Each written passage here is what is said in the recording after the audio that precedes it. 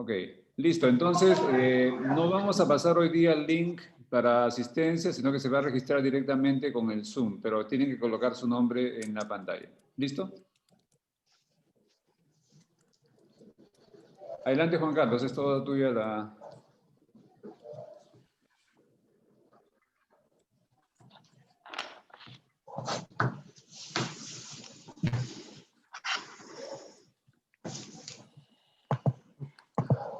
Bueno, muchas gracias, Pedro, por participar, siempre estar con nosotros en este curso y en todos los cursos que has venido dictando y apoyando en Expoino, y también a todos los alumnos, los colegas, personal de salud, optómetras que nos están acompañando. Hoy día, lunes 2 de noviembre, toca un tema muy, muy interesante. Es un arte en realidad, que es la refracción en niños. Lo va a dar la doctora Amni Guevara. El tema es lo que no sabías sobre la refracción en niños. La doctora Amni Guevara tiene la subespecialidad de oftalmopediatría en México. Ha sido ex residente del INO y también ha trabajado en el servicio de oftalmología pediátrica. Pertenece a muchos grupos y asociaciones latinoamericanas. Es una doctora muy ávida en lo que es la investigación, innovadora en técnicas quirúrgicas, ama su subespecialidad. Para nosotros es un honor que ella esté con nosotros y que nos dicte esta charla, que estoy seguro que nos va a dar muchos tips. Y también tenemos al doctor, al residente Giancarlo Lacio, que va a dar la primera parte sobre el tema, que es medirle la vista a un niño. En un adulto es muy fácil, pero en un niño a veces es un arte. Es un arte. Te escuchamos, Giancarlo. Bienvenido. Ya, doctor, gracias. Ahora voy a compartir.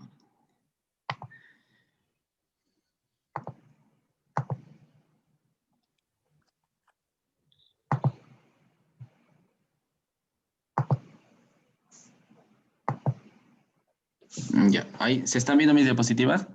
Sí, correcto. Sí se me escucha claro, ¿no? Claro, Nito. Ya, doctor. Bueno, ante todo, buenas noches con todos los presentes.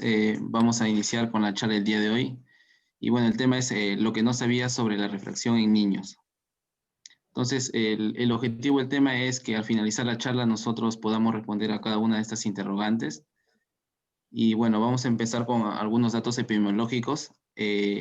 Según estimaciones de la Organización Mundial de la Salud, habrían 285 millones de personas que tienen discapacidad visual.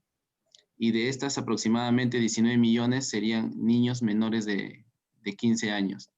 Ahora, al evaluar las causas de esta discapacidad visual, se encontró que la principal causa eran los errores refractivos en un 42%, seguido de catarata por un 33%. Y un punto importante que se encontró es que el 80% de estos casos de discapacidad visual se podían evitar o curar. Ahora, con respecto a la prevalencia de los errores refractivos, en esta revisión sistemática se encontró que a nivel mundial el error refractivo más frecuente fue el astigmatismo, ¿no? Con un 14.9%, seguido de miopía por un 11.7%, y la hipermetropía con 4.6%. Sin embargo, estos valores van a variar de acuerdo a la región y la raza que se esté estudiando. Entonces, específicamente en la región de las Américas, esto varía. El astigmatismo llega a ser hasta un 27%, seguido de la hipermetropía con 14.3% y la miopía con un 8.4%. Ahora, en este estudio realizado en América Latina y el Caribe, encontró que la prevalencia de errores refractivos en escolares era de un 13%. Ahora, y este estudio que se realizó en nuestro país, ¿no? Lo realizó el Ministerio de Salud en coordinación con el Instituto Nacional de Oftalmología, encontró que este estudio se hizo en niños de 6 y 11 años en zonas de pobreza y extrema pobreza, y encontró que aquí el error refractivo más frecuente fue el astigmatismo hipermetrópico, seguido del astigmatismo miópico. Y como vemos acá en los gráficos en la parte superior, vemos la huesa visual inicial y final. Entonces también se encontró que un 92% de los escolares mejoró su visión con el uso de lentes correctores. Entonces esto demuestra que la intervención temprana, ¿no? de puede evitar la discapacidad visual en la mayoría de los casos. Bueno, entonces nosotros podemos concluir que la detención temprana de los defectos de refracción es importante. Ya habíamos visto que el desarrollo visual se produce en los primeros años de vida, ¿no? Hasta los 6, 7 años. Entonces es importante detectarlo durante ese periodo y tratarlo, ¿no? Para evitar después consecuencias que no se puedan recuperar, ¿no? Entonces nos preguntamos cómo determinamos el error refractivo en niños. Pues la respuesta a eso es mediante la refracción cicloplégica, ¿no? Que es el gol estándar. Y que la refracción cicloplégica, este es un procedimiento mediante el cual se determina el error refractivo con el uso de gotas cicloplégicas, que lo que van a hacer es paralizar el músculo ciliar que se encarga, ¿no? De controlar la acomodación. Ahora, ¿y por qué es el gol estándar la refracción cicloplégica en niños? Porque, como vemos en esta tabla, los niños tienen un gran poder de acomodación, ¿no? Y esto va a disminuir con la edad. Entonces, es importante que a todo niño usar las gotas cicloplégicas para tratar de evitar, ¿no? ese poder de acomodación que tiene. Entonces, aquí tenemos que la Academia Americana de Oftalmología recomienda la retinoscopía con cicloplegia en niños con ambliopía o estrabismo. Y también, ¿no? La Asociación Americana de Optómetras también recomiendan hacer una evaluación con cicloplegia cuando es su primera evaluación y en niños de edad preescolar. Y el Ministerio de Salud, a través de la Guía de Práctica Clínica de Detención, Diagnóstico, Tratamiento y Control de Errores Refractivos, también menciona que es obligatorio realizar la retinoscopía con cicloplegia a todo niño o niña hasta los 15 años de edad y en aquellos que sufren estrabismo. Bueno, entonces también surge la pregunta, ¿no? ¿Hasta qué edad usar cicloplégicos? Entonces, este estudio tiene como objetivo dar respuesta a ese interrogante. Entonces, en este estudio vemos que participaron 1.295 adolescentes y jóvenes entre 13 y 26 años de edad. Y lo que se hizo fue calcular el estado refractivo y el equivalente esférico pre- y post-cicloplegia. Los cicloplégicos que se usaron fueron ciclopentolato 1% en menores de 14 años y la tropicamida de 15 a 26 años. Entonces, al comparar las medias del equivalente esférico, se encontró que hasta los 20 años había una diferencia estadísticamente significativa, ¿no? Y eso se puede evidenciar en este gráfico. Y a partir de los 20 años vemos que esa diferencia es nula o no significativa. Entonces, según este estudio, recomienda incluso realizar cicloplegia hasta los 20 años de edad, ¿no? Eso por la acomodación fluctuante que se presenta. Entonces, ahora, ¿qué cicloplégico usar? Los cicloplégicos que existen tenemos la atropina, la omatropina, escopolamina, tropicamida y el ciclopentolato. Entonces, para nosotros determinar qué cicloplégico vamos a usar, tenemos que tener en cuenta las características de un cicloplégico ideal, y esas son que tenga un inicio de acción rápida, que el efecto cicloplégico sea completo, una reversión rápida de sus efectos y ausencia de efectos secundarios oculares y sistémicos. Entonces, aquel cicloplégico que cumpla con estas características, pues ese es el que deberíamos elegir, ¿no? para la evaluación. Entonces, ahora vamos a ver las características de cada uno de ellos y ver, ¿no? cuál es el que más se acerca a un cicloplégico ideal. Entonces, con respecto a la potencia, la atropina es el cicloplégico que más potente, ¿no? Y el que se usa de referencia y en los estudios es el que se toma para compararlo con nosotros. Ahora, con respecto a las concentraciones es variable y, bueno, con respecto al inicio de la cicloplegia, los que son más tempranos son el ciclopentolato y la tropicamida, ¿no? Que a los 20 minutos a 60 minutos ya se presenta su efecto, ¿no? Luego le sigue la escopolamina y la homotrapina de 30 a 60 minutos. Y bueno, la atropina demora un poco más, ¿no? De 1 a 2 horas. Y con respecto a la duración total de la cicloplegia, la atropina es el que sus efectos llegan a durar hasta 14 días, ¿no? Luego le sigue la escopolamina de 3 a 4 días. Y bueno, la duración más corta lo tiene la homotropina, el ciclopentolato, y la tropicamida es la de menor, ¿no? De 4 a 6 horas. Ahora, con respecto al mecanismo de acción de estos cicloplégicos, es que estos son considerados antimuscarínicos y lo que van a hacer es bloquear los receptores muscarínicos, ¿no? Estos receptores se encuentran a nivel del cuerpo ciliar y a nivel del esfínter del iris. Entonces, a nivel del cuerpo ciliar va a producir la cicloplegia, que es lo que queremos, ¿no? Sin embargo, como efecto secundario también producen midriasis, ¿no? Porque también hay receptores a nivel del esfínter del iris. Entonces, y acá tenemos lo que son los efectos sistémicos y oculares. En los oculares, básicamente son lo mismo porque como todos tienen el mismo mecanismo de acción, van a producir visión borrosa, fotofobia, hiperemia conjuntival, edema conjuntival, aumento de la presión intraocular. Y dentro de los efectos sistémicos, la atropina se considera la que es más tóxica y bueno, en la dosificación vamos a ver que se utiliza una gota cada 12 horas, 3 días antes del examen. Y en el mismo día también se aplica una gota. Entonces vemos que hay una instilación repetida en la gota, ¿no? Y eso hace que también sus efectos sean mayores. Entonces, para recordar sus efectos tenemos este aforismo, ¿no? Que menciona: el paciente está loco como una cabra, haciendo referencia a los síntomas a nivel del sistema nervioso central. Rojo como una remolacha, haciendo énfasis a la vasodilatación que produce a nivel de los vasos. Ciego como un murciélago por la visión borrosa que produce. Caliente como una liebre al aumento de temperatura, y seco como un hueso debido a la sequedad de mucosas, ¿no? Ahora, con respecto al ciclopentonato, los efectos son raros, pero de todas maneras se recomienda usar la concentración mínima. Entonces, básicamente sus efectos sistémicos son dermatitis alérgica, sequedad de boca, alteraciones a nivel del sistema nervioso central, taquicardia, síntomas urinarios, síntomas gastrointestinales. Y la tropicamida también, junto con la metropina, también los efectos son raros. Básicamente son alteraciones a nivel del sistema nervioso central. Entonces, a pesar que había mencionado que el ciclopentonato, sus efectos son raros, hay reportes, ¿no?, de casos de intoxicación, incluso de delirio infantil. Entonces, es importante también tener en cuenta la concentración a la que se va a usar. Y aquí tenemos que la Academia Americana recomienda el uso de ciclopentonato de 0.5% en menores de 1 año. Y en mayores de 1 año ya se puede usar el del 1%. Y en el caso de la Asociación Americana de Optómetras, recomienda que en menores de 6 años usar la combinación de ciclopentonato al 0.2 más fenilefrina al 1%.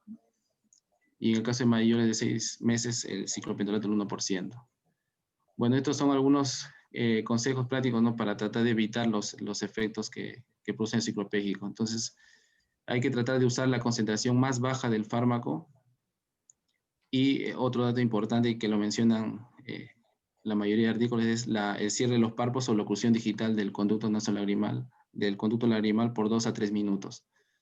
Y lo otro es el uso de anestésico tópico antes de la instilación de ciclopégico, ¿no?, para evitar el lagrimeo o el escozor que producen los ciclopégicos. Bueno, entonces, ¿qué ciclopégico usar? Entonces, de acuerdo a lo que hemos mencionado, los ciclopégicos que ninguno de ellos cumple, ¿no?, con todas las características que he mencionado de un ciclopégico ideal. Sin embargo, los que más se acercan tenemos la amotrapina, la tropicamida y el ciclopentonato. Ahora, de ellos nos quedaríamos solo con la tropicamida y el ciclopentonato, porque la amotrapina, el poder de cicloplegia en niños es limitado, ¿no? Básicamente se usa para niños mayores de 15 años. Entonces, ahora vamos a ver algunos estudios. Por ejemplo, acá tenemos, esta es una encuesta, ¿no?, que se realizó a los miembros de la Asociación Americana de Pediatría y Estrabismo, y aquí, bueno, se encontró que el 94% de los médicos usaban diferentes agentes ciclopléjicos, ¿no?, tanto en neonatos en comparación con niños mayores. Y acá podemos ver, ¿no?, en el primer cuadro, que es en neonatos, vemos que hay diferentes agentes ciclopléjicos, y lo mismo sucede en niños mayores. Entonces, vemos que en realidad no hay un consenso. Entonces, vamos a ver que en realidad, de acuerdo a lo que he revisado, se ha visto que la atropina, si bien es cierto, es un buen agente ciclopléjico, es el gol estándar para producir cicloplegia, tiene limitaciones, ¿no? Que uno es su régimen difícil. Como había mencionado, se tiene que aplicar una gota cada 12 horas, 3 días antes de la evaluación. Entonces, eso implica que los papás tengan que aplicar la gota, ¿no? Y a veces no se tiene control de eso. Lo otro son los efectos sistémicos que había mencionado, ¿no? Este es bastante tóxico y tiene diversos efectos, ¿no?, que son en mayor cantidad en comparación con los otros. Y el otro es que la recuperación es prolongada, sus efectos llegan a durar hasta 14 días. Entonces, por todas estas características que he mencionado, es lo que limita su uso, ¿no?, en niños. Entonces, básicamente, esto está limitado para aquellos pacientes en donde la cicloplegia no se llega a conseguir de forma completa, o en casos de desotropía acomodativa o de psicosis inducida por el ciclopentonato. Ahora, en este estudio evalúa, ¿no?, compara, ¿no?, el ciclopentonato versus la atropina. Entonces, acá vemos que participaron 50 niños entre 2 y 8 años de edad con hipermetropía de mayor o igual a una dioptría. Entonces, el régimen 1 consistía en aplicar atropina, una gota cada 12 horas por 3 días y el día del examen. Y el régimen 2, ciclopentolato al 1%, cada 5 minutos por 2 veces. Entonces, al comparar ambos, acá tenemos las medias y las desviaciones estándar. Entonces, vemos que no hubo una diferencia estadísticamente significativa.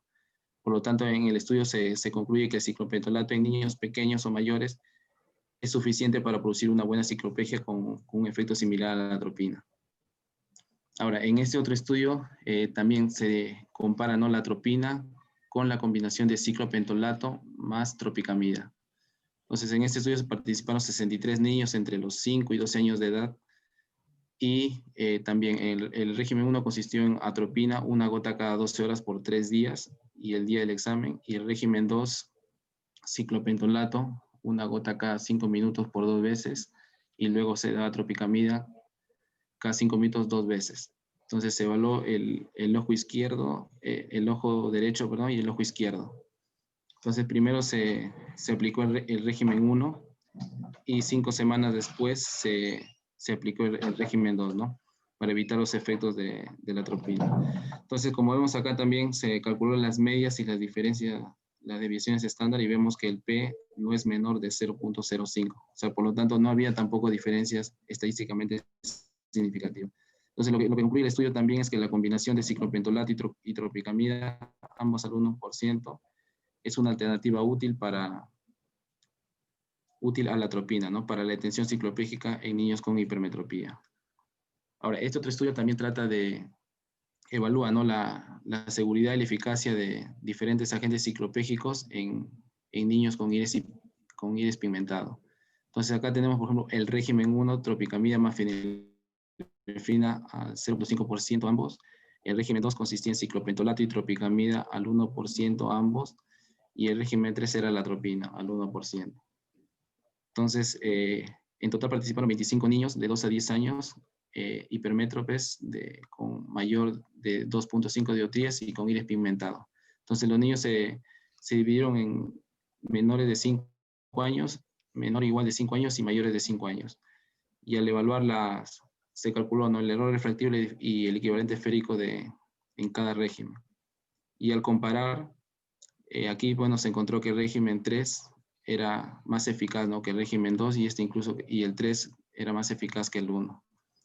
Y también, ¿no?, también se hizo una separación de aquellos que tenían estrabismos y los que no tenían estrabismo. Y también se compararon los 3 regímenes. Y aquí también se encontró que el régimen 3 era más eficaz que el 2 y que el 1. Entonces, lo que se concluye es que en niños menores de 5 años y en pacientes con estrabismo, la atropina era el agente cicloplégico más eficaz. Y en el caso de niños mayores de 5 años, y en los que no tenían estrabismo, pues se encontró que tanto el 3, el 2 eran eficaces, ¿no? Y incluso en niños mayores de 5 años se encontró que al comparar el 1 y el 2, no había diferencias significativas. Entonces, en el caso de niños mayores de 5 años, el régimen 1 era tan efectivo como el régimen 2 y se puede utilizar para evitar, en este caso, la toxicidad del ciclopentolato. Bueno, y en esta revisión sistemática trata de comparar lo que es el ciclopentolato versus la tropicamida.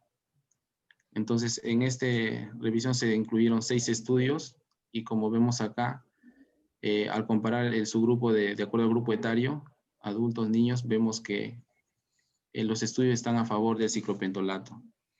En el caso del subgrupo de acuerdo al tipo de error refractivo, si era hipermétrope, mixto o miopía, también, ¿no?, los estudios estaban a favor del uso del ciclopentolato. Y también en el caso del tipo de procedimiento que se usó para evaluar el estado refractivo, ya sea por retinoscopía o autorrefractómetro, también, ¿no?, los estudios estaban a favor del ciclopentolato. Entonces, en conclusión, se concluye que era mejor no usar el ciclopentolato que tropicamida. Y ahora esto también es importante, ¿no?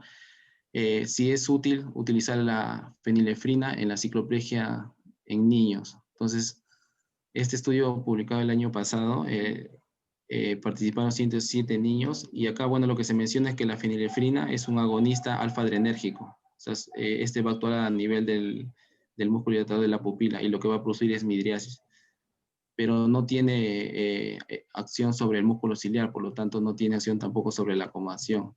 Entonces lo que menciona el artículo es que la fenilefrina ayudaría a producir midriasis y de esa forma ayudaría a mejorar, a evaluar el reflejo retinal, ¿no?, durante la retinoscopía, pero no habría un efecto sobre la acomodación. Entonces, para demostrar eso, acá en un primer grupo se tuvieron pacientes que tenían el iris azul o iris claro, otro grupo que tenían iris marrones y otro grupo que tenía iris bien pigmentados.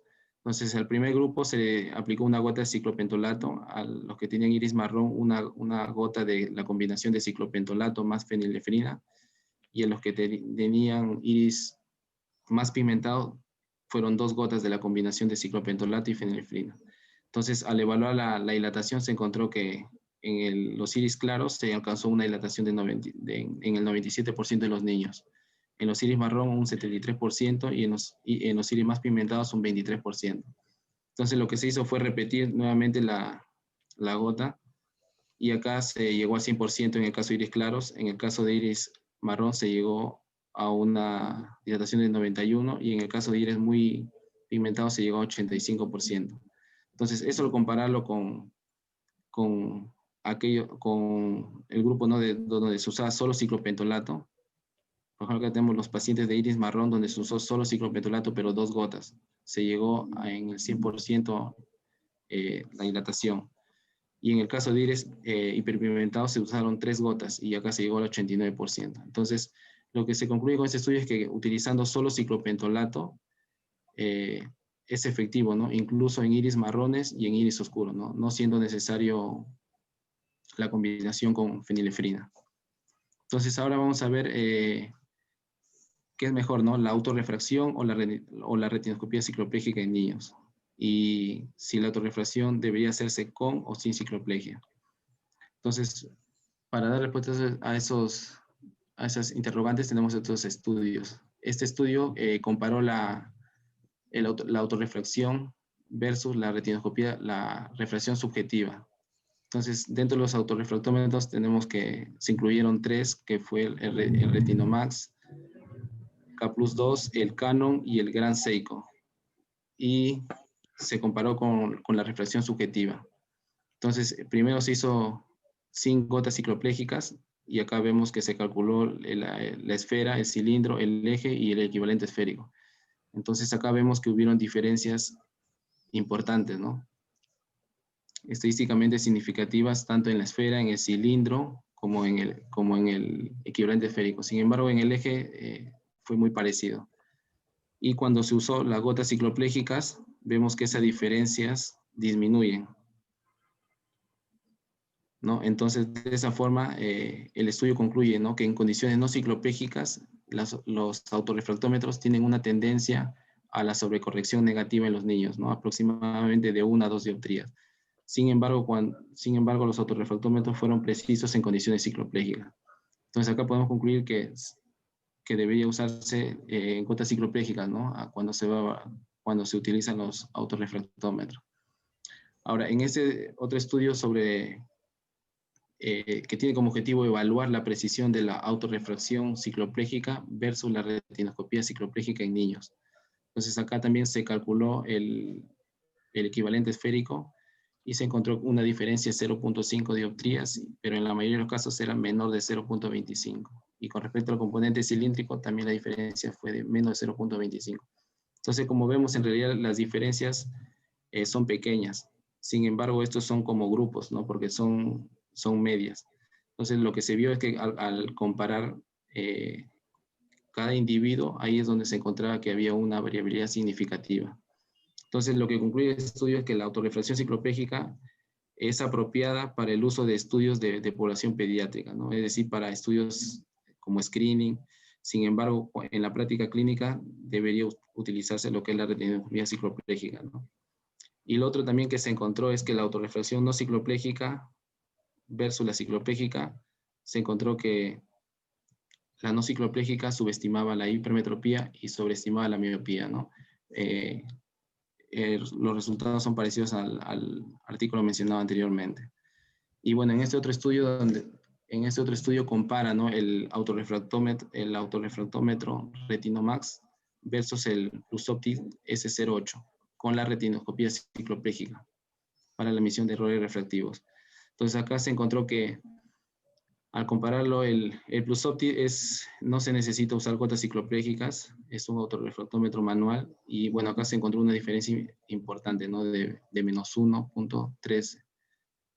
Y en el caso del cilindro era menor. Y en el caso del Retinomax sin cicloplegia también, ¿no?, la diferencia era importante. Pero cuando ya se usaba cicloplegia, esa diferencia bajaba. Entonces también, ¿no?, los conclusiones también son parecidos a los estudios anteriores. Y también se calculó, ¿no?, la sensibilidad de estos autorrefractómetros. Este es con el Plusoptic. Bueno, para hipermetropía mayor de 3.5 dioptrías se tenía una sensibilidad de 33, ¿no? Sin embargo, para la miopía, astigmatismo, anisometropía, se llegaba hasta más de 70% en sensibilidad. Y en el caso del Retinomax, también, sin gotas, la sensibilidad llegaba al 31, y en el resto de 75, 84.2%. Pero cuando se usaba gotas en el Retinomax, la sensibilidad mejoraba. Entonces, lo que se concluye con este estudio es que el Retinomax K Plus y el Plusoptic S08 se pueden utilizar como screening para determinar los errores refractivos. Sin embargo, ya para evaluar un paciente, ¿no?, en la práctica clínica, lo que debería usarse es la retinoscopía cicloplégica. Pero como screening sí se podría utilizar, ¿no?, estos autorrefractómetros. Y lo otro es que estos autorrefractómetros se encontró que tenían una alta sensibilidad para detectar miopía, astigmatismo y anisometropía. Ya, bueno, eso es todo. Y bueno, ahora va a seguir la doctora Emi con la segunda parte de la charla. Muchas gracias.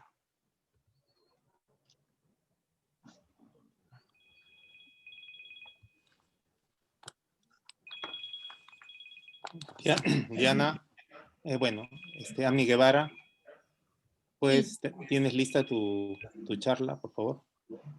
Ya se ve en presentación, ¿verdad? Sí, muchas gracias, doctor. Muy bonita la charla, muy bien expuesta. Se ve que has preparado muy bien con anticipación los estudios. Algunos los conocíamos, hay otros estudios que son un poquito, digamos, controvertidos. Y bueno, después de la reunión de AMNI vamos a discutir sobre la importancia de estos estudios comparativos. Adelante, AMNI.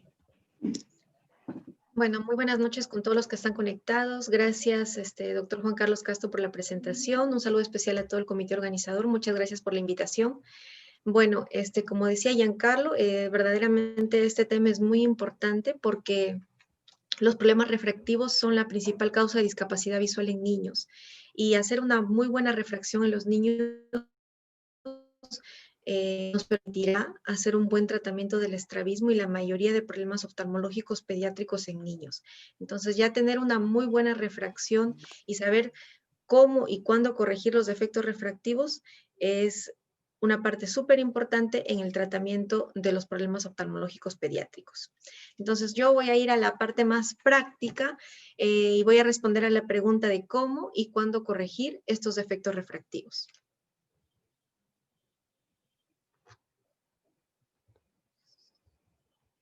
Bueno, ya se había tenido una charla muy interesante sobre el desarrollo visual en niños, que también es muy importante, y para poder organizar algunos conceptos, nosotros sabemos que la hemetropización es el proceso mediante el cual el segmento anterior del ojo, es decir, los poderes oculares de la córnea y el cristalino, se equilibran con la longitud axial.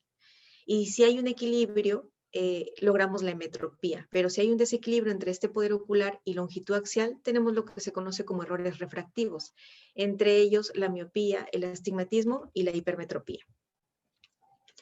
Al nacimiento tenemos un poder corneal alto de 50 a 55 dioptrías, tenemos un ojo más pequeño con una longitud axial de 17 milímetros y un cristalino con mayor poder que es equivalente a 34 dioptrías. Esto da como resultado que la mayoría de niños tengan una hipermetropía de 2 a 4. Quiere decir que la hipermetropía en un recién nacido es fisiológica. Conforme el niño crece, hacia la edad de 6 años van a haber algunos cambios que van a ayudar al proceso de metropización. Es decir, la córnea va a perder un poco de poder, disminuyendo o aplanándose, lo que va a restar unas 4 dioptrías. El cristalino también cambia de forma y va a disminuir en unas 2 dioptrías. Es decir, se van a equilibrar esos poderes, como había mencionado, y la longitud axial va a aumentar aproximadamente en 5 milímetros. Y acá tenemos una tabla donde nos muestra los cambios que hay en el recién nacido y en el adulto. Como vemos, hay un aumento de la longitud axial hasta 23 milímetros.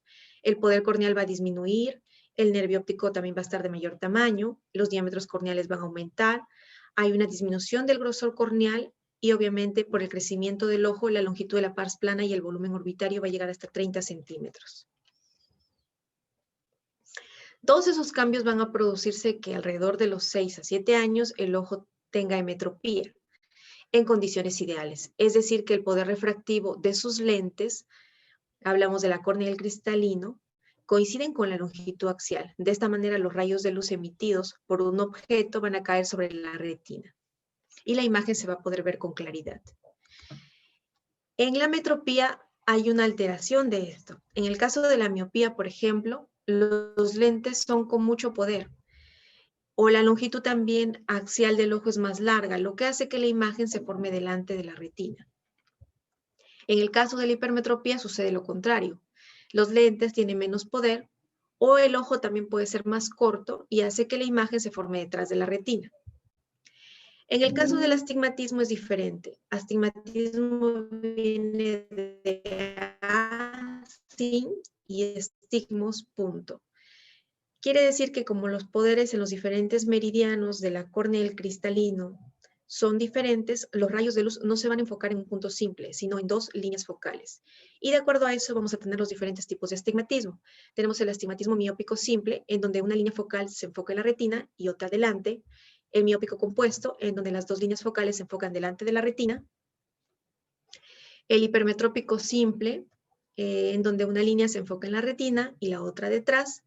El compuesto, donde las 2 líneas focales caen detrás de la retina, o un astigmatismo mixto, en donde una línea cae por delante y otra por detrás de la retina.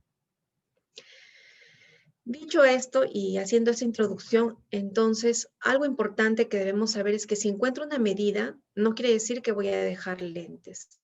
Tenemos que saber cuál es lo normal o lo fisiológico y cuál es la agudeza visual normal. Saber que un recién nacido es hipermétrope, entre 2 a 4 dioptrías, y que esto tiende a disminuir para alcanzar la metropía alrededor de los 6 a 8 años. Y luego, si hay un desbalance, puede llegar a ser miope o empezar a aparecer la miopía. Entonces, tenemos este caso clínico, es un paciente de 3 años, cuyo motivo de consulta es el chequeo oftalmológico, principalmente el descarte de estrabismo. Él no tiene molestias y según el examen clínico no tiene estrabismo, está en ortoposición. Tiene esta agudeza visual sin corrección, tanto en el ojo derecho como en el izquierdo 20-40, y la refracción con cicloplegia en el ojo derecho, la que vemos más 1,50 con menos 0,75 por 180, y en el otro un astigmatismo hipermetrópico compuesto, y en el otro tenemos un astigmatismo hipermetrópico simple, ¿no? Entonces, en este caso, la pregunta es si dejamos o no dejamos lentes al niño. Según lo que voy a mostrar más adelante, no esperemos que un paciente de 3 años va a ver el 20/20. Un paciente de 3 años normalmente su agudeza visual puede ser de 20-50 o mejor. Y esta refracción es fisiológica a la edad de este niño y no está ocasionando molestias. Y tampoco hay estrabismo. Por lo que en este caso lo que deberíamos hacer es observar y hacerles controles anuales. Entonces tenemos que saber cuál es la agudeza visual normal según la edad. Muchas veces llegan a la consulta niños diagnosticados con ambliopía y realmente porque no llegan al 20/20 de visión, y sí es importante conocer cuáles son los parámetros de agudeza visual normal para no crear estos diagnósticos errados. A la edad de 1 año tenemos una agudeza visual aproximada de 20 a 140. A los 2 años, alrededor de 20 a 60. Entre los 3 a 4 años, como les había mencionado, agudezas visuales que pueden ser de 20 o 50 o mejor. 4 a 5 años de 20 a 40. Ya a partir de los 5 años tenemos agudezas visuales de 20 a 30 o mejor. Y alrededor de los 7 a 8 años podemos lograr aproximadamente el 20-20. ¿Cuáles son los objetivos del tratamiento en cuanto a la corrección de errores refractivos? Lo que yo les voy a mostrar o los parámetros de la corrección de errores refractivos están basados en algunas guías clínicas de la Academia Americana de Oftalmología, de la Academia Americana de Oftalmología Pediátrica, algunos estudios, la práctica clínica que yo realizo. Y creo que es importante tener en cuenta que los objetivos del tratamiento es mejorar en primer lugar lo que es la capacidad visual. Esa va a ser la prioridad. En segundo lugar, tratamiento de la ambliopía. Y en tercer lugar, el control de la desviación ocular. ¿Y qué vamos a tener en cuenta? Tenemos que saber cuál es el monto de ametropía, a qué edad se está presentando, cuál es la agudeza visual y si existe sintomatología o astenopia. Esas cosas también son importantes a tener en cuenta para la corrección de estos errores refractivos. Entonces, perdón que voy a bajar. Acá les voy a mostrar un cuadro en donde está la guía clínica de la Academia Americana de Oftalmología, que como su nombre lo dice, es una guía clínica. Es decir, ayuda muchísimo para tener en cuenta en cuanto a la corrección de errores refractivos, pero tengo que decir que cada caso debe ser individualizado. Y aquí muestra algunos valores que deben ser corregidos según la edad y que pueden ser ambliopizantes en los niños. Por ejemplo, si hacemos una medida a partir de los 3 años, debemos corregir errores refractivos de miopía a partir de 2.5 dioptrías, hipermetropías a partir de 3.5 y en el caso del astigmatismo a partir de 1.5. En el caso de hipermetropías con esotropia, a partir de 1.5 la corrección está recomendada. Y en cuanto a las anisometropías, deberíamos corregir anisometropías en cuanto a la hipermetropía y astigmatismo de 1.5 y de miopía a partir de 2.5 de anisometropía. Hablemos en primer lugar de la hipermetropía. Se ha visto en algunos estudios que las hipermetropías moderadas y altas no corregidas pueden producir ambliopía y estrabismo. Se había comentado antes que había mucha resistencia a la corrección por parte de los oftalmólogos de estas hipermetropías, porque como es un estado fisiológico puede influir en el proceso de metropización. Pero realmente esto no es cierto. Si la hipermetropía es moderada y alta, lo ideal es colocar lentes. Esto no va a influir en el proceso de metropización. Todo lo contrario, podemos ambliopizar al niño y de hecho está recomendado corregirlas. También está recomendado corregir anisometropías a partir de 1.5 dioptrías porque también pueden ser ambliopizantes. Este es un estudio interesante porque nos habla de precisamente estas hipermetropías moderadas en niños pequeños que deberían ser fisiológicas, entre 3 a 6 dioptrías.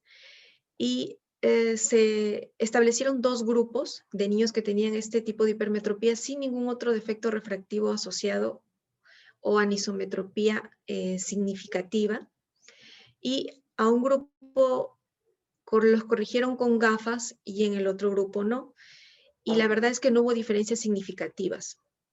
Entonces, este estudio recomienda que si tenemos niños entre 1 a 2 años con hipermetropías moderadas y carecen de estrabismo o endotropia, pueden ser monitoreados de cerca, siempre y cuando no hay un cambio en la agudeza visual, en la estereoagudeza o aparezca estrabismo. En el caso de que tengamos una hipermetropía y no haya desvío, si la hipermetropía es significativa y es mayor de los parámetros para la edad, hay que corregirla, como vemos en la tabla. A partir de más o menos 3.5 dioptrías entre la edad de 3 a 4 años. Se recomienda también, si tenemos hipermetropía en los 2 ojos, hacer una reducción simétrica de 1 a 1.5 dioptrías en niños pequeños, para no relajar toda la acomodación y favorecer esta que es un estado fisiológico también del ojo. En el caso de que tengamos hipermetropía con endotropia, incluso se recomienda corregir hipermetropías a partir de 1.5 dioptrías. Obviamente, si tenemos una hipermetropía elevada, la corrección debe ser total. Y sospechar en este caso un estrabismo de tipo acomodativo. En algunos casos también hay que tener en cuenta la edad. Algunos pacientes que están más grandes no toleran toda la hipermetropía total y también es válido dar el máximo valor que mantenga la mejor visión, puesto que nuestro objetivo principal es la capacidad visual. Y acá tenemos una tabla de la Academia Americana de Oftalmología en donde sugiere que a partir de 1.5 dioptrías podemos corregir en el caso de que tengamos una endotropia. Veamos este caso clínico. Es un paciente de 6 meses cuyo motivo de consulta es el desvío en el ojo izquierdo desde los 3 meses. Tiene un estrabismo significativo en ese ojo y tiene menos visión en ese ojo. A la refracción con cicloplegia tenemos una hipermetropía de +6 con -1 y en el ojo izquierdo un poco más de +7 con -250 de astigmatismo. En este caso no hay duda que debemos dar la corrección total. ¿Qué pasa si tenemos hipermetropía con exotropia? Algunos estudios muestran que en el caso de que tengamos una hipermetropía leve y un paciente con exotropia, hablamos de hipermetropía leve, aquella que no produce ambliopía, no es necesario corregirla.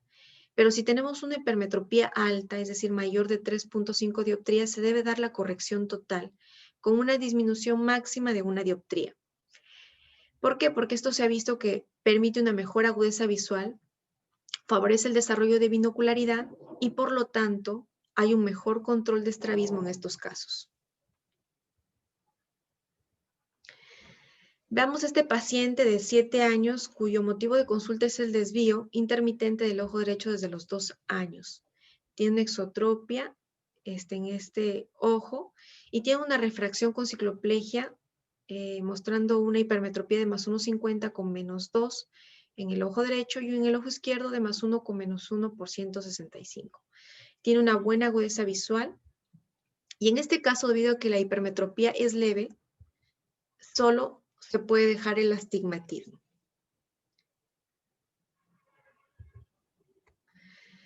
En el caso del astigmatismo, si los astigmatismos son pequeños, menores de 1.5 dioptrías, estos no causan disminución significativa de la visión y obviamente no requieren corrección. En el caso de pacientes en edad escolar en donde tengan molestias oculares, haya disminución de la agudeza visual que mejore con la corrección, podemos optar por corregir incluso astigmatismos menores. Lo mismo para los otros defectos refractivos, mucho depende del paciente también. Y siempre se recomienda corregir anisometropías de 1.5 dioptrías o más que son ambliopizantes. Acá tenemos los valores del astigmatismo. Como ven, al inicio en niños pequeños es un poco mayor el astigmatismo y se recomienda corregir a partir de valores mayores, pero a partir de los 3 años se recomienda a partir de 1.5 dioptrías. Entonces, siempre corregir el astigmatismo si produce o existe el riesgo de ambliopía. Hay que tener en cuenta que astigmatismos oblicuos, incluso de 1 dioptría, un astigmatismo a 45, 135 grados, puede producir ambliopía y se debería corregir también.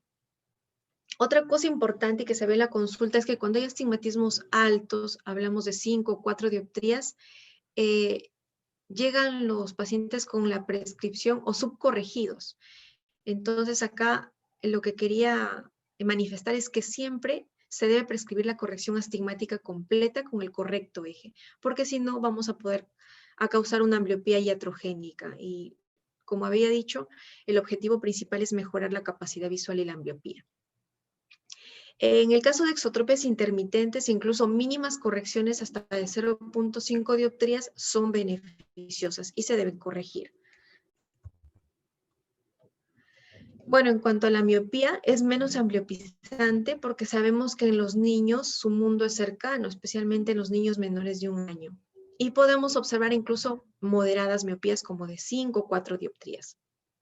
A partir de los Aquí está el punto de corte. En menores de 1 año se puede incluso observar hasta 5 dioptrías, entre 2 a 3 años 3 dioptrías, pero ya a partir de los 3 a 4 años se recomienda corregir a partir de 2.5 dioptrías y anisometropías con una diferencia de 2 dioptrías. Es importante en la miopía también dar siempre la corrección cicloplégica total, porque la prioridad es la visión.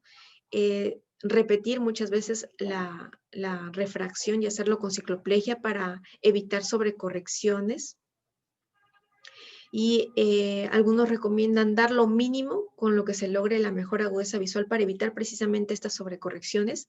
Esto se tiene que hacer tanto en pacientes en ortoposición como en pacientes con esotropia, y en los casos de que se asocie a exotropia intermitente, correcciones mínimas de 0.5 dioptrías también producen mejoría y hay que darlas.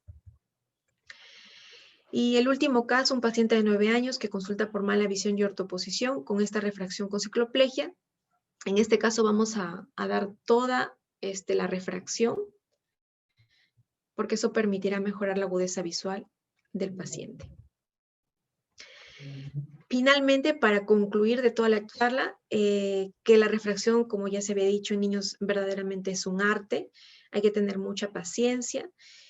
Siempre realizar la refracción con cicloplegia en niños, que los autorrefractos y videorefractómetros son una ayuda diagnóstica, pero el gol estándar siempre va a ser la retinoscopía. Es importante la valoración temprana y corrección oportuna. De hecho, ese es el motivo principal, creo, de esta charla. Y se debe prescribir la corrección individualizando cada caso, como ya había mencionado. Bueno, muchísimas gracias por su atención y estoy atenta a alguna pregunta o participación.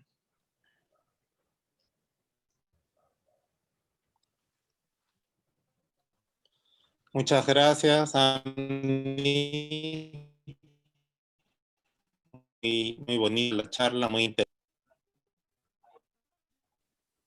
Pienso que ambos han trabajado muy bien en equipo sobre esta difícil tarea de poder a nuestros niños en el Perú hace más de 13 años que no tenemos ciclopentolato.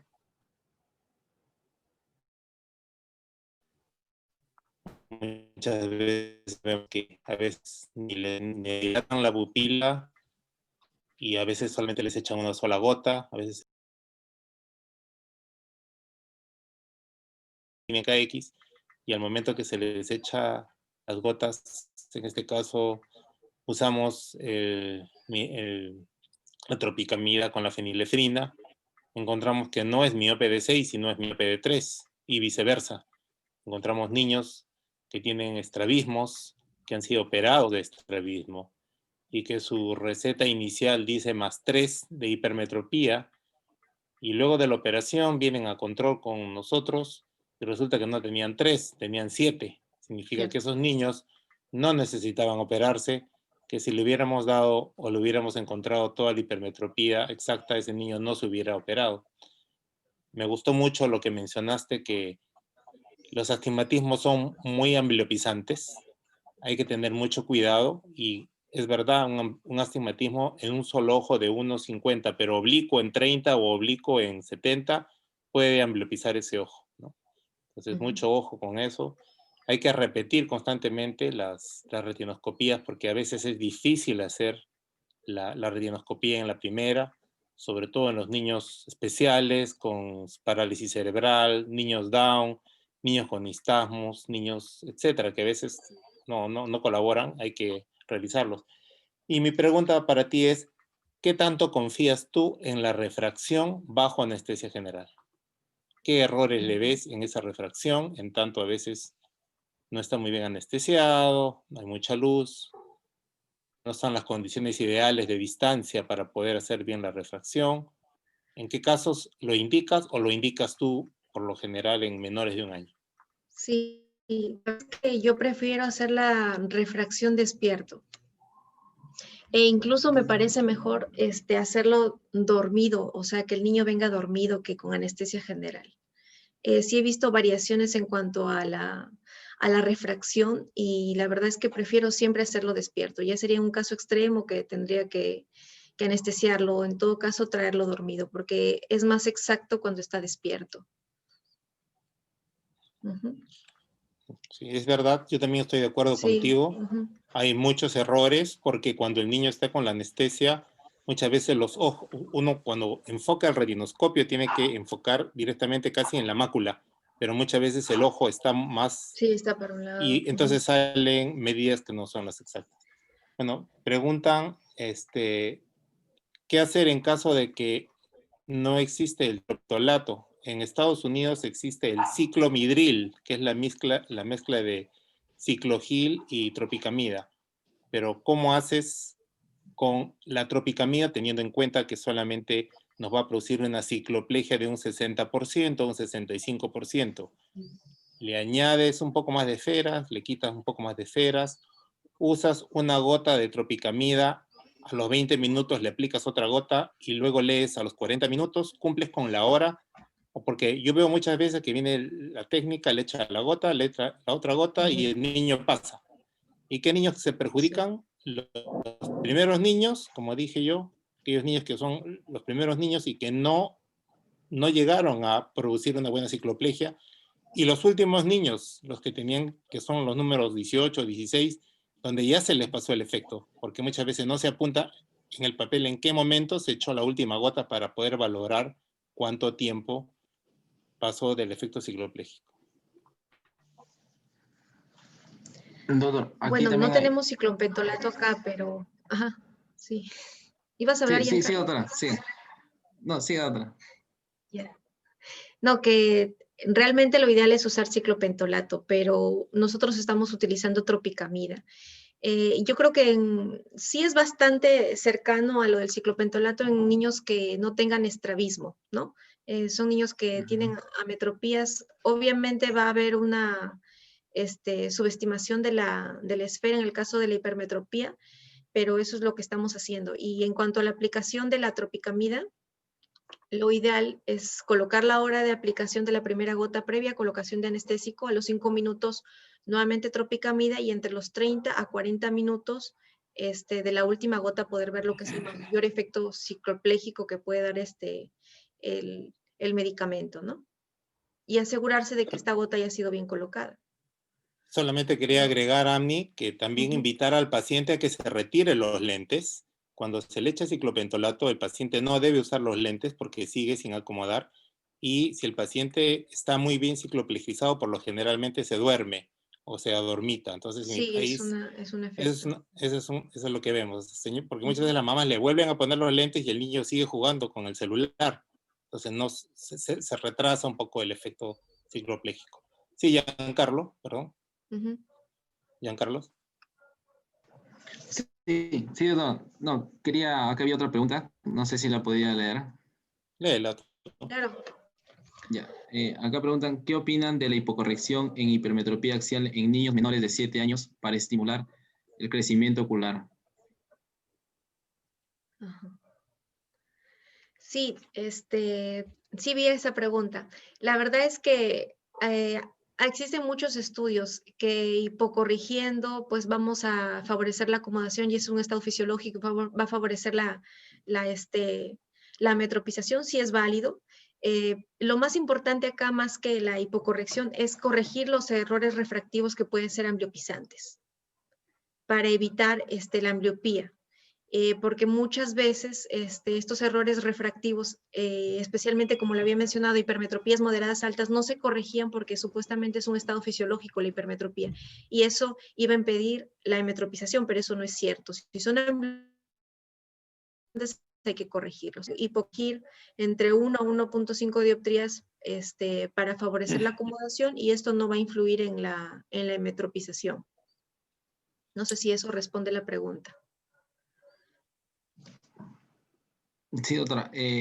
Aquí también preguntan, ¿qué hacer cuando el niño no tolera la corrección total de astigmatismo, miopía o hipermetropía? La corrección, la verdad es que siempre indico el astigmatismo y la miopía total, porque si no lo voy a ambliopizar, y no me ha pasado que no lo tolere. salvo que se trate de una anisometropía, ¿no? Pero si es una isometropía, al inicio puede ser que se demore a acostumbrarse, pero luego lo hace, que va a ver más claro. Y eso es, o sea, no que hipocorregir porque no tolera, que sea una anisometropía, que ya el manejo sería diferente. Sí, los niños tienen mucha Por la plasticidad misericordia. sensorial. Sí. Amni, sí, efectivamente, el doctor Cuadro siempre nos mencionaba que los niños tienen mucha plasticidad sensorial, inclusive hay niños que, por ejemplo, en el ojo derecho era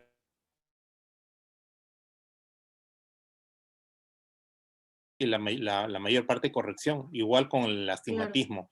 Los niños tienen mucha plasticidad y en caso que no tolerara es porque de repente han errado en el eje o muchas veces no revisamos los lentes que se manda a hacer a la óptica, nosotros no los revisamos en el lensómetro, como que era algo que antes lo hacíamos con mucha más frecuencia y ahora estamos perdiendo esa verificación del lente. Doctora Ami, hay una pregunta que enviaron por interno y que quería hacerle porque se relaciona mucho con lo que ustedes justo están discutiendo. Enviaron por interno la doctora Jessica Quintanilla que, por ejemplo, en un caso clínico de un paciente con 7 dioptrías de astigmatismo de 12 años de edad, no tolera su medida. ¿Cuál es la técnica que usted usaría para que ese niño use los correctores? ¿Con cuánto empezaría o insiste en una primera sesión darle las 7 dioptrías de astigmatismo? Insistiría en darle su corrección óptica y si no, tal vez optaría por unos lentes de contacto. Pero no le reduciría, o tal vez hacerle estudios de queratometría para descartar una enfermedad de la córnea como queratocono, pero no insistiría en bajarle la medida. Listo, gracias, doctora. No sé qué opinan ustedes, de repente hacen otra cosa, le bajan, pero yo la verdad no le bajaría. Más bien me preocuparía ese paciente con 7 de astigmatismo. No sabemos si es Sí, unilateral o otra bilateral. Haríamos los estudios de topografía, paquimetría, porque podría ser un paciente con algún queratocono incipiente. Y además, en segundo lugar, un niño con 7 de astigmatismo a los 12 años ya tiene ambliopía isometrópica. O sea, ¿cómo ha podido vivir ese niño con 12 años con ese tremendo astigmatismo? Significa que ya es ambliope. Entonces, por eso es que sí. Habría que ver bien la pregunta, ¿no? Doctor Castro, el Y doctor gracias por los tips. Abel Flores está levantando la mano. Sí, sí, Abel, por favor. Micrófono. A ver.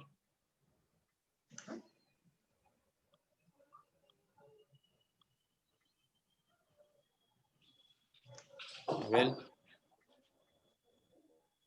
Sí, buenas noches.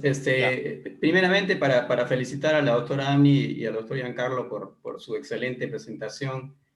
Y yo quería aportar algunos aspectos. El primero es que efectivamente en el Perú no contamos con el ciclopentolato, que sería lo ideal. Sin embargo, ya hay varios estudios en grandes grupos poblacionales que han comparado el ciclopentolato versus la tropicamida. Y la diferencia que se encuentra en la mayor parte de pacientes es de 0,4 a 0,5 dioptrías. En el grupo que hay problema puede ser en el grupo de hipermétropes altos, ¿correcto? Entonces, en ese pequeño grupo es el que uno podría tener, diríamos, cuidado de hacer la prescripción final, pero en el 90% de los pacientes se puede utilizar la tropicamida y si queremos ser más exactos, le añaden 0,5 dioptrías a esa refracción psicopléjica.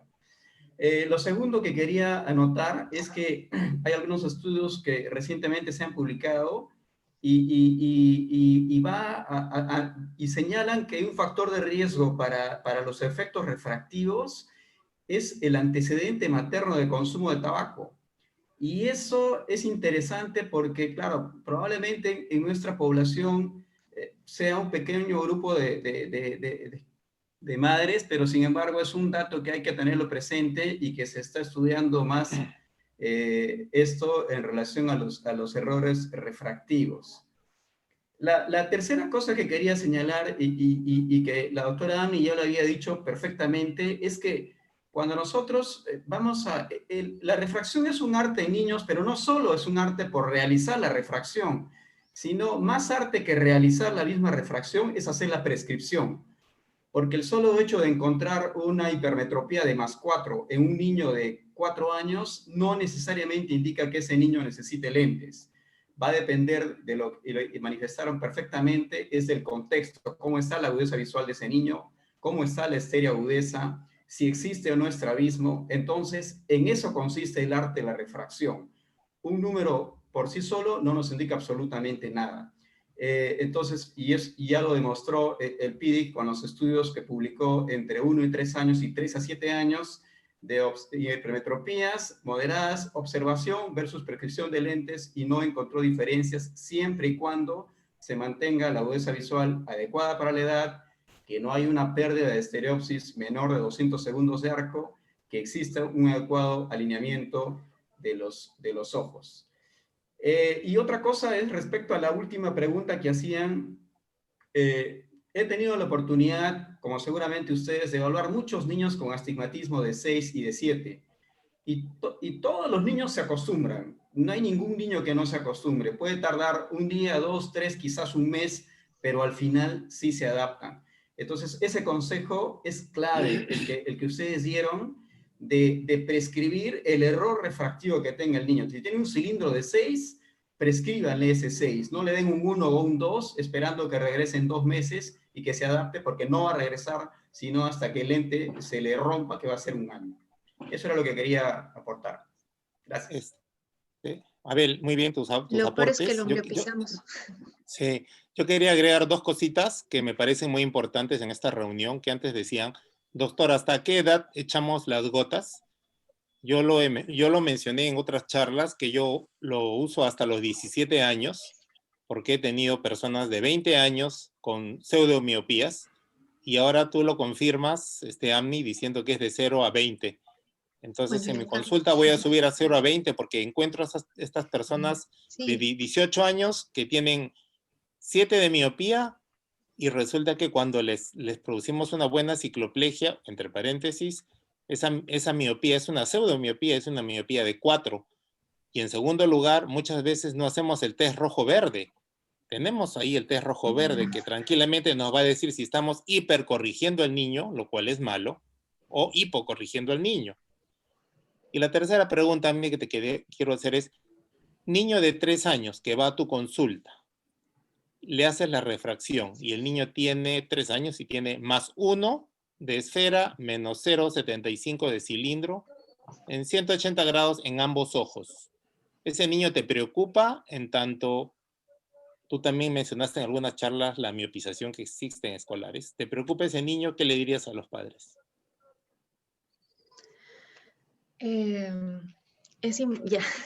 Me imagino que la pregunta va dirigida si este niño podría ser miope más adelante.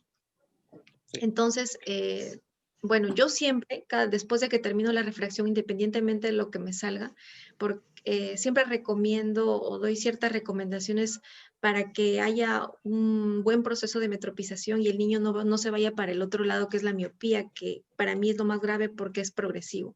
Entonces, siempre les recomiendo que disminuyan el uso.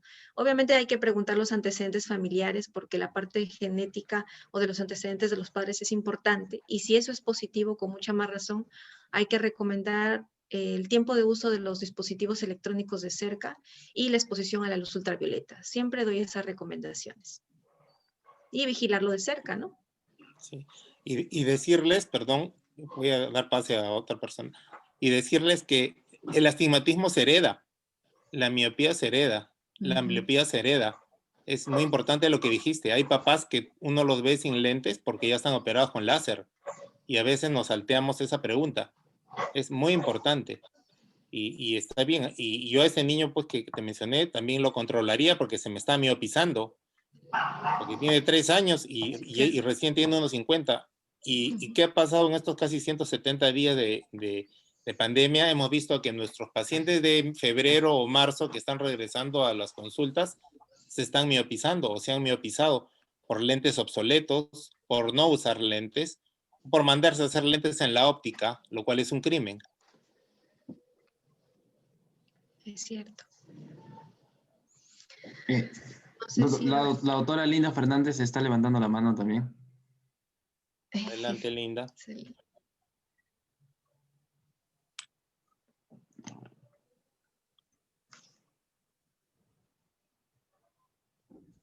A ver, Hola, ¿qué tal? Ya se te escucha. hola, buenas noches con todos. Ay, ahora sí.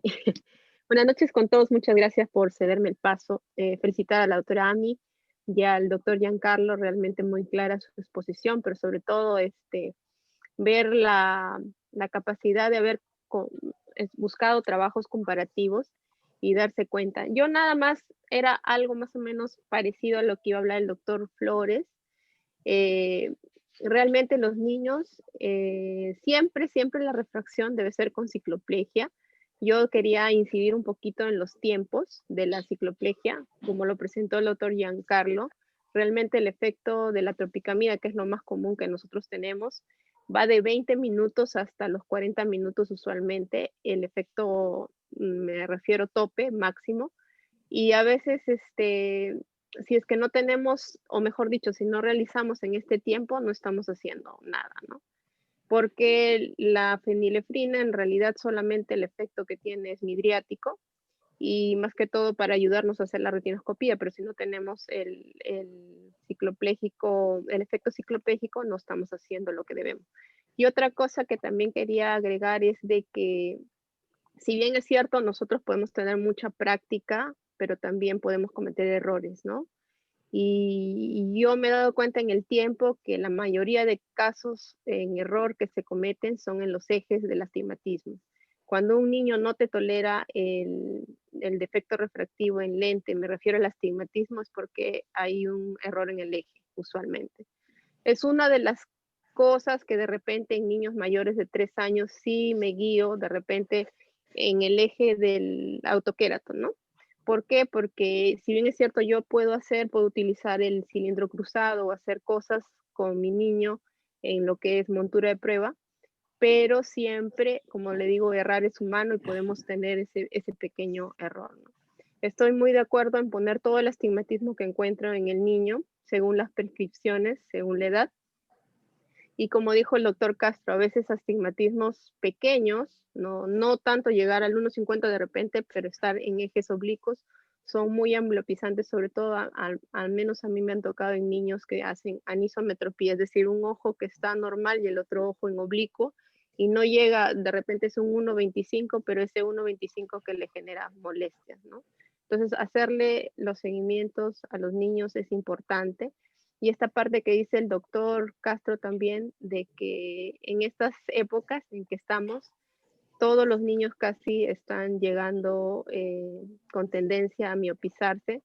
Niños muy chiquitos que usan el celular horas de horas, están más de 4 o 5 horas al día, y realmente es una pena, pero es nuestra labor como oftalmopediatras la educación hacia los padres y incidir en esto, ¿no? Si es un niño pequeño, chiquito, y ya está perdiendo, como se dice, su capacidad fisiológica de la hipermetropía, pues tomar en cuenta, ¿no? Y incidir en el seguimiento, incidir en decirle cuáles son los riesgos, muy aparte de todos los antecedentes que tuvieran los padres, ¿no? Y nada, felicitarlos, muchas gracias por la participación. Gracias, Linda. Gracias, doctora. Gracias. Linda, acá hay una pregunta del doctor Pedro Lengua de ICA, que te dice si tienes alguna experiencia de los autorrefractómetros pediátricos de distintas casas comerciales que refieren que no se necesita cicloplegia, que basta que exista un efecto, digamos, de oscuridad para que se pueda medir la vista. Quisiera que le respondas. Bueno, la verdad en alguna época en el Hospital del Niño usé el Pulse Optics y la verdad es que la parte de la esfera me variaba muchísimo cuando hacía la retinoscopía. Creo que para el astigmatismo sí, como le había mencionado Giancarlo, es bastante fidedigno, incluso pero la verdad, debido a que me quedo con la retinoscopía, pero yo creo que para hacer screening en un niño que tal vez venga por otra causa muy pequeño, en el cual no le voy a medir la vista, probablemente sí me ayude para tener una idea, ¿no? y pasar a una dilatación, un examen más completo si observara algo. O sea, para hacer un screening de inicio, sí, es una ayuda diagnóstica, nos permite tener una idea, pero creo que se debe comprobar con la retinoscopía. No sé si alguno de ustedes tenga experiencia usando también estos videorefractómetros. Yo no lo utilizo, yo creo que Abel sí lo tiene en su consultorio, pero en realidad es simplemente un screening porque a veces es difícil que el niño está cansado y ya está fastidiado por la gota. Yo uso las reglas esquiascópicas o trato de jugar con el niño o demoro un poquito la consulta y voy avanzando con otro paciente. Es difícil, pero en realidad sí. Quizás en el eje y un poquito en el astigmatismo ayuda, pero se equivoca mucho en esferas. Abel. Sí, en realidad, Giancarlo había mostrado ya un poco los estudios, ¿no? Yo tengo experiencia con el Plus Optic y el Plus Optic realmente le he encontrado, diríamos, la utilidad. Y el Plus Optic diríamos, tiene una precisión bastante buena para el cilindro, como ustedes han manifestado. Y las esferas en realidad nos bota más esferas de lo que hay, pero justamente para eso es que ya hoy en día se recomienda poner un lente +3 al paciente y eso nos va diríamos, a mejorar la precisión. Pero sin embargo, la utilidad es como perfectamente lo ha manifestado Ami. Un paciente un paciente de 2 años que viene por alguna otra causa y es para hacer un screening. Entonces ustedes ven, y si ahí le sale un cilindro de 6, perfecto. Entonces a ese niño habrá que hacerle su refracción, pero si con el autorrefractómetro portátil le sale un -1, entonces probablemente no necesite, y eso pueden comprobarlo haciéndole una retinoscopía sin cicloplegia, ¿no es cierto? Porque también eso es útil. Ojo, no estoy hablando para hacer la refracción, sino para hacer el screening. De manera tal que yo creo que sí funciona, sí sirven, y con cicloplegia sí funcionan muy bien, sobre todo en grupos de edad. Les hablo de mi experiencia, en menores de 4 años, con cicloplegia sí se aproxima bastante, y por mayor seguridad hacer lo que Annie ya manifestó de comprobar con el retinoscopio.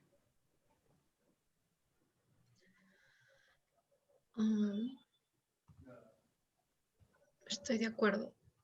Ahora, yo estoy viendo acá disculpen que comente. Hay varias preguntas.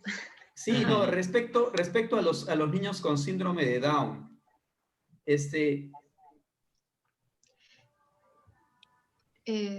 No sé si alguien quiera comentar. Sí, en cuanto preguntan sobre la seguridad de los cicloplégicos, ¿verdad? El ciclopentolato está contraindicado para tener una idea en niños menores de 1 año, pacientes que tienen parálisis cerebral infantil y convulsionan. En cuanto a la tropicamida, no usarla en menores de 3 años y pacientes con problemas cardíacos, al igual que la fenilefrina, ¿no? Aunque no es ciclopléjico, pero sí vamos a usar fenilefrina. Y en los pacientes con síndrome de Down, sí se ha visto que pueden ser muy lábiles también al uso de atropina, de preferencia diluirla o mejor usar otro ciclopléjico, si eso responde a la pregunta. No sé si tienen algún aporte. Acá mencionan para los niños menores de 5 años qué tan frecuente se vuelve a hacer la refracción. Si no tuviera problema refractivo, yo creo que cada año, pero si tuviera algún problema refractivo, cada 6 meses. Y preguntan también cuándo se debe hacer el primer screening de refracción. La Academia Americana de Oftalmología recomienda a partir de los 3 años de edad, pero cada paciente es diferente. Si tenemos un paciente que el papá nos dice que no ve bien, hay que hacer la refracción. Si es un niño con síndrome de Down, probablemente sí. Si los papás tienen ametropías altas, hay que hacerlo también, ¿no? Entonces, cada paciente es diferente, pero un paciente sano, a partir de los 3 años se puede hacer la refracción. Una cosa que yo quería aportar respecto a este grupo de niños con síndrome de Down, perfectamente ya lo manifestaste a mí, es que los niños con síndrome de Down frecuentemente tienen insuficiencia de acomodación, tienen una pobre acomodación. Entonces, probablemente esos niños hay que individualizar y en ellos sí pequeños montos de hipermetropía pueden ser significativos. Entonces, en algunos casos sí puede necesitar la corrección de esa hipermetropía. También mencionar, Gabel, como dijo Amni, que muchas veces producimos ambliopías iatrogénicas. porque nuestros niños no se quejan. Si nosotros le damos la medida equivocada, la mamá pues lo reprende y le dice que tiene que usar el lente porque el doctor le indicó el lente. Y hemos visto muchos casos, bueno, en estos años que hemos estado en el instituto, de que por algún error, quizás en la escritura o no tener el cuidado de medir bien estos problemas, porque a veces confiamos más en el autorrefractor que en nuestra retinoscopía, nos hacemos estas ambliopías iatrogénicas, ¿no? Y bueno, siempre, como te digo, el reciente me decía, doctor, ¿cómo sé que está bien cicloplejizado? ¿Cómo sé yo que ya llegó el momento ideal? Va a depender mucho del color de piel. Sí, el color de piel blanca hace una cicloplegia más rápida que el color de piel morena o negra, que va a demorar hasta más de 1 hora, inclusive en alguna literatura 1 hora y media. ¿De qué va a depender? Doctor, es que me varía, porque yo cuando estoy haciendo la retinoscopía, con 4 lo bloqueo, pero pasa un ratito y el niño vuelve a parpadear y otra vez me queda positivo, y luego lo bloqueo con 6 y después otra vez sigue positivo. La recomendación en este caso es de indicarle al niño que le vuelvan a aplicar una gota y volver a repetir en 20 minutos la cicloplegia, porque hay niños que a veces no están completamente cicloplegizados y nos van a dar hipermetropías variadas, ¿no? Muy bien.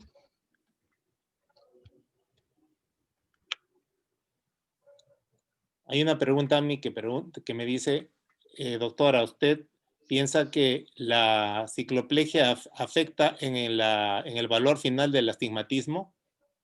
Sí, sí afecta. Yo creo que subestima los astigmatismos también. O sea, es importante si vamos a usar o sea, siempre hacerlo con cicloplegia, porque subestima los astigmatismos, subestima las hipermetropías y sobreestima las miopías. Entonces, siempre hay que hacerlo con cicloplegia. Pero principalmente las hipermetropías y los astigmatismos. Sí, en el astigmatismo puede variar menos, pero sí hay variaciones.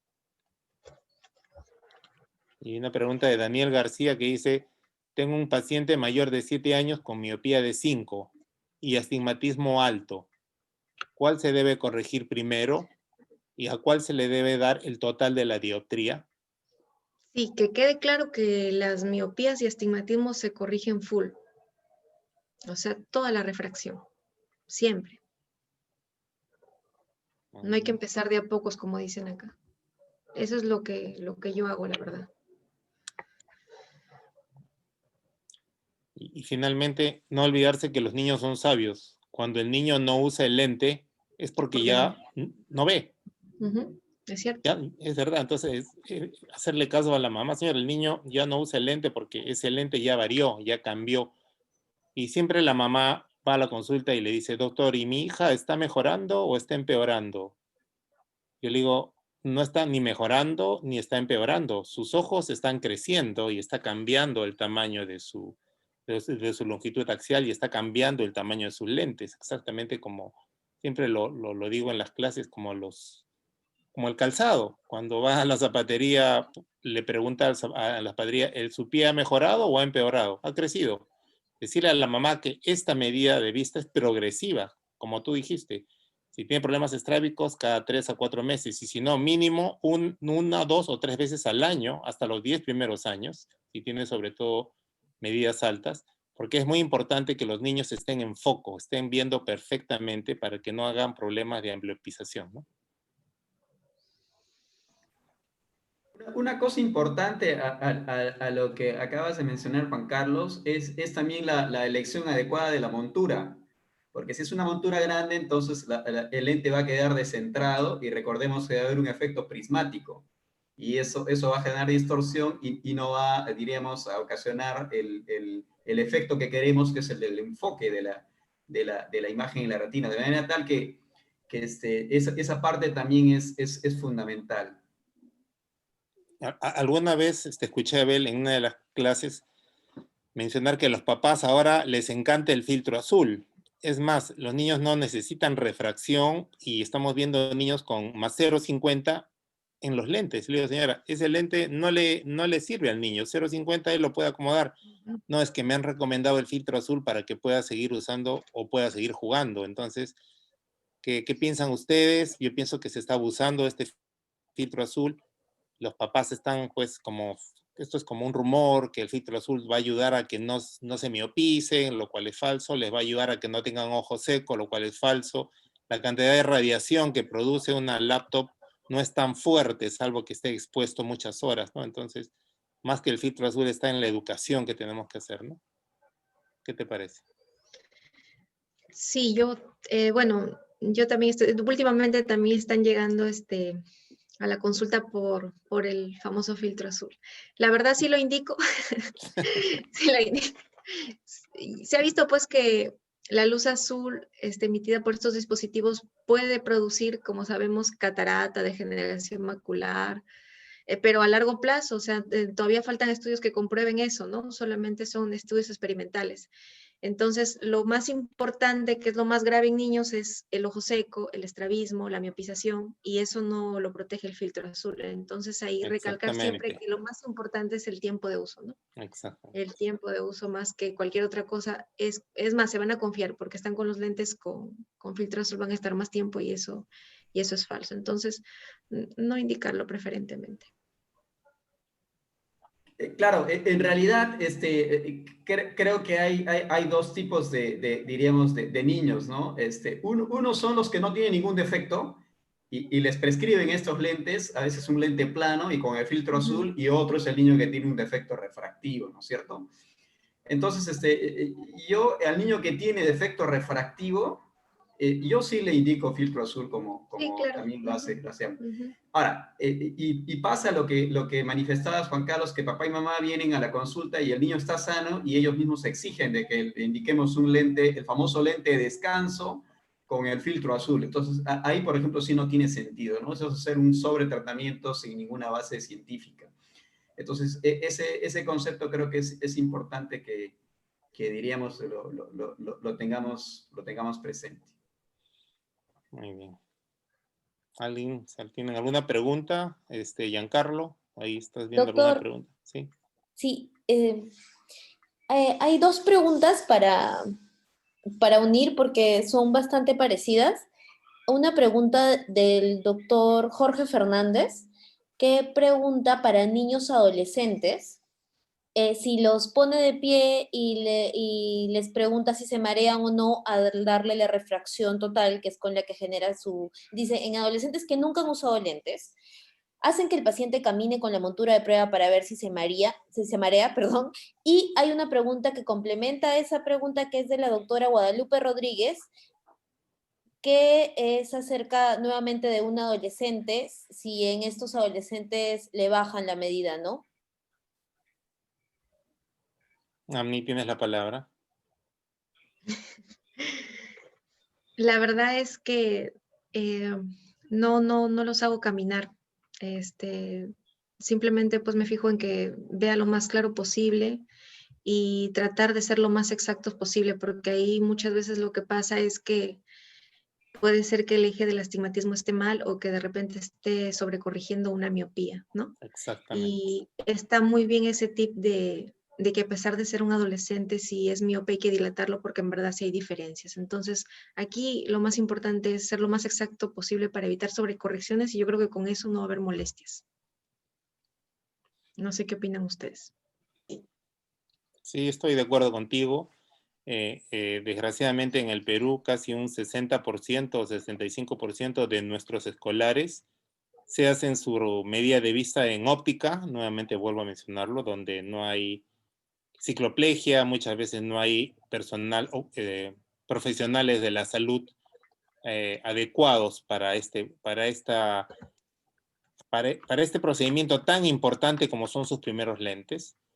Y muchas mamás piensan que el lente le va a durar 2, 3 años hasta cuando pues, se malogren las patitas o se raye el lente y recién lo cambian. Porque nunca nadie les explicó que como nuevamente mencioné, esto es cambiante, o sea, va variando. Y tampoco se les explica cómo se debe limpiar los lentes. Yo siempre les digo A las mamás, y la veo, doctor, un momentito, su lente está sucio, se lo voy a limpiar. Lo soban y lo frotan con un trapito, con su polo, con lo que encuentran. Y digo, señora, los lentes no se limpian en seco, los lentes se limpian en húmedo. ¿Cómo, doctor? Agarra el lente, agarra agua tibia, agua fría, champú de pelo o jabón, los limpia, los lava con agua, los seca y finalmente, perdón, los lava, los enjuaga y los va a secar con papel tisú, con papel doble hoja, porque los lentes se rayan. Se rayan muy rápido y sobre todo porque los niños a veces no los cuidan o juegan con los lentes o duermen con los lentes. Entonces, no solo es medirles bien, no solo es prescribirles bien, no solamente es indicarles la montura adecuada, sino explicarles que el lente tienen que cuidarlo, cómo usar el lente, cómo guardar el lente. Hay muchos niños que van perfecto hasta que en la adolescencia les da vergüenza usar el lente y ya comienzan a pedir el lente con contacto.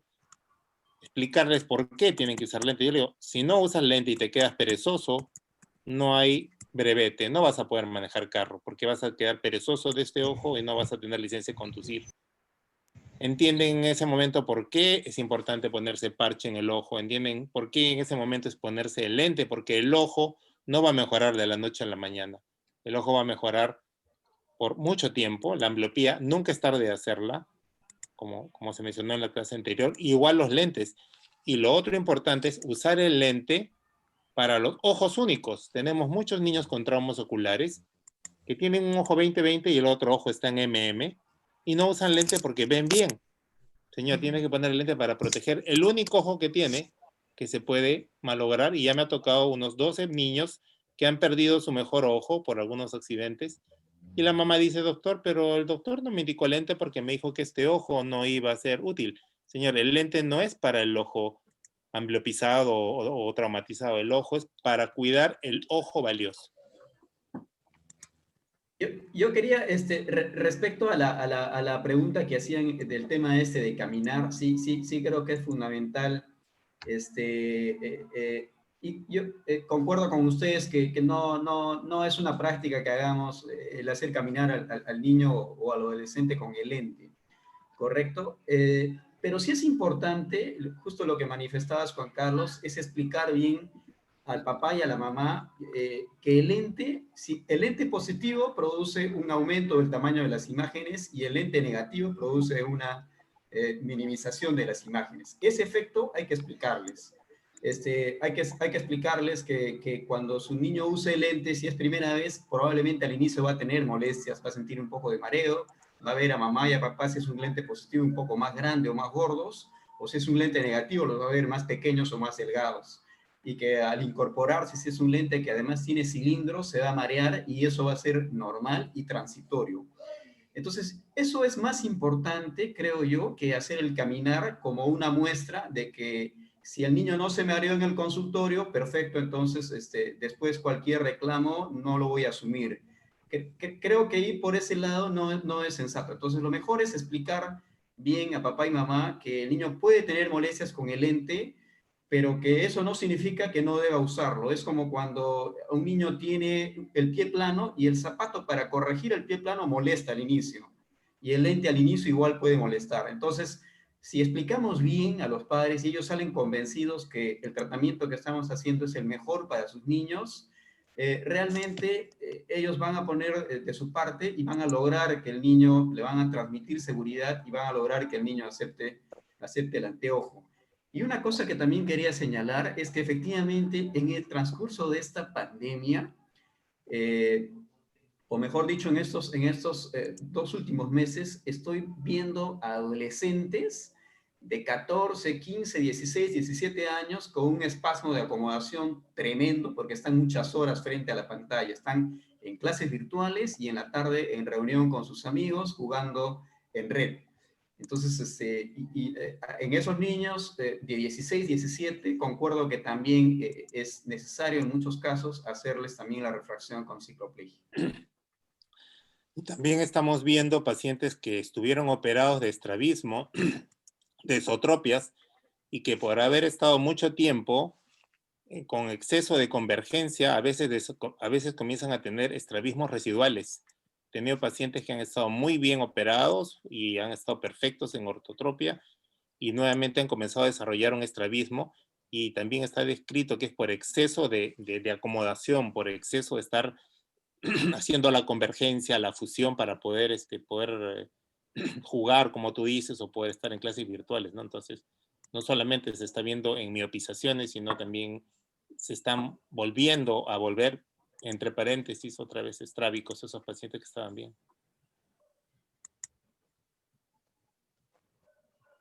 Y finalmente que inviertan en las lunas, ¿no? Porque yo le digo, señora, ¿qué es lo más importante del niño?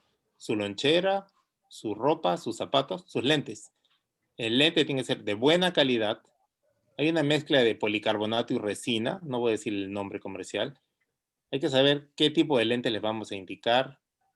La importancia de la calidad del alto índice. Muchas veces no ponemos ni siquiera alto índice, ni ponemos reducción de diámetro, ni ponemos lente lenticular, ni ponemos, como se dice, el tamaño. Cada cara necesita un lente distinto.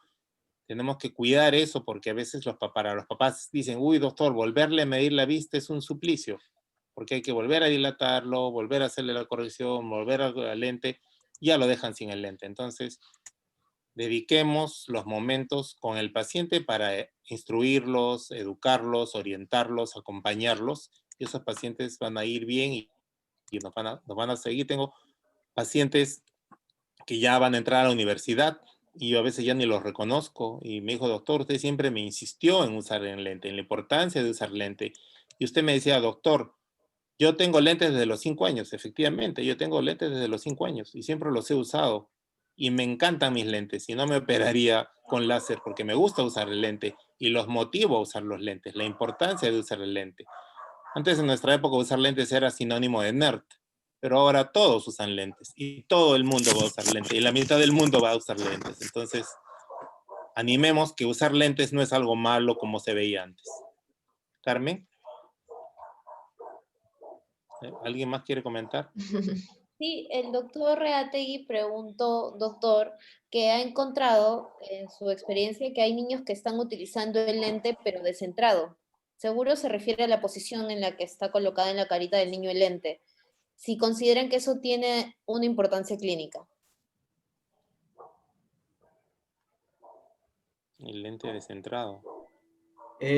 Claro, le habíamos comentado hace un rato que recuerden ustedes que cuando medimos la distancia interpupilar, eso es fundamental para que el técnico óptico pueda centrar los centros ópticos de cada luna en esa distancia. Si el lente está descentrado, no coincide, entonces recuerden ustedes que existe el efecto prismático, porque recuerden ustedes que los lentes, si son positivos, van a ser la unión de dos prismas unidos por su base, y si es un lente negativo, son dos prismas unidos con su vértice.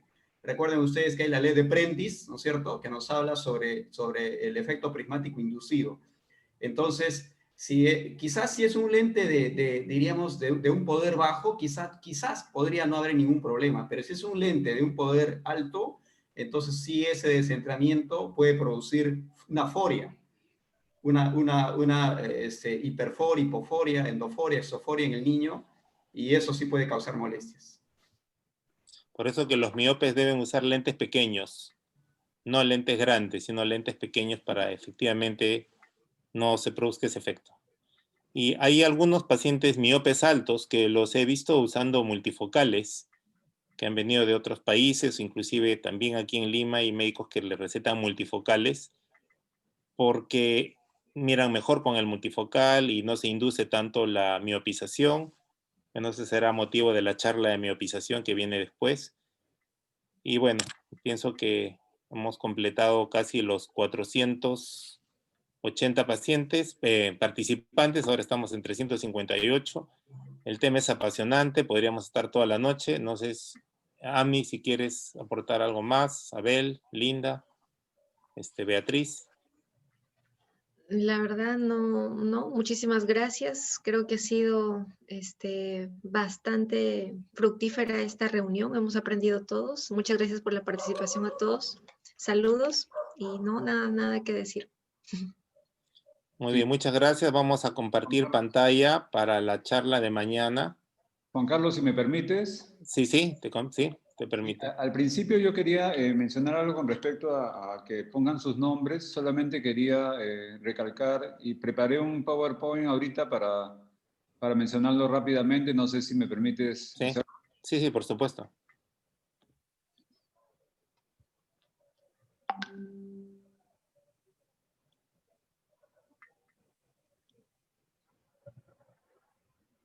Sí, rápido y muy brevemente mencionarles cómo renombrarse el Zoom. Parece que algunos desconocen cómo hacerlo. Sobre todo mencionar que esto sería importante por dos motivos, ¿no? Uno, por seguridad, porque sabemos que las personas con las que estamos en el Zoom es gente que conocemos, es gente confiable, que no va a haber ningún problema con ellos compartir, digamos, este portal. Y lo otro, para que nosotros podamos registrar la asistencia y permanencia de los que están en la reunión. Entonces, por ejemplo, este fue en la primera reunión que tuvimos y todas estas personas no las pudimos identificar. Fíjense que hay muchos que mencionan Galaxy y otros nombres, ¿no? Algunos incluso ponen solamente un nombre, ¿no? Yogi, no sé quién es, Jorge, etcétera, ¿no? Entonces, a la hora de registrar, no, tenemos que eliminar simplemente su asistencia porque no los identificamos. Algunos felizmente sale anexo a esto su correo, pero bueno, ese es un trabajo que aparte, ¿no? Esto es hoy día, por ejemplo, durante la charla, habían algunos todavía que presentían con nombres que no los podemos identificar. En total he contado 25 más o menos, que no se puede saber quiénes son.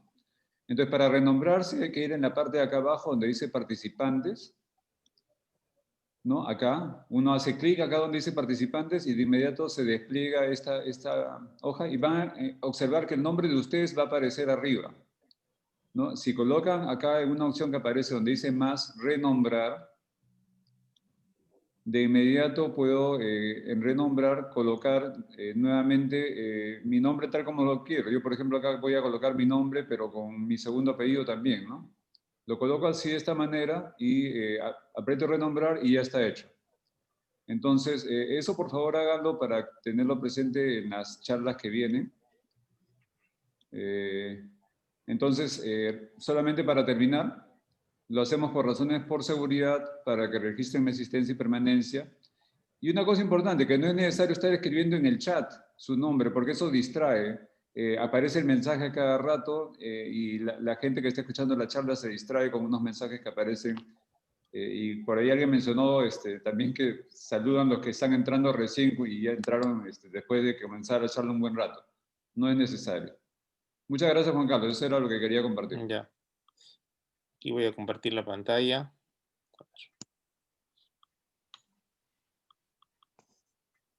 Ahí está la pantalla, ¿se ve? Es para la charla de mañana, 3 de noviembre, igual a las 8 de la noche. Es el manejo de los estrabismos disociados, que son muchos, y lo va a dar el doctor Claudio Cuadros, hijo de nuestro médico fundador, maestro, el doctor Juan Cuadros Martínez, y va a estar de moderador el doctor Abel Flores. Los esperamos. Va a ser una charla muy interesante y bueno, este curso está saliendo muy bonito, lo hemos hecho siempre con mucho cariño y tenemos bastante audiencia, de lo cual estamos muy contentos y mucha participación, que pienso que así deben ser las charlas como si estuviéramos tomando café, conversando sobre nuestras experiencias, cada uno dando sus aportes. Yo estoy muy contento del curso, de la organización y de todos ustedes. Muchas gracias.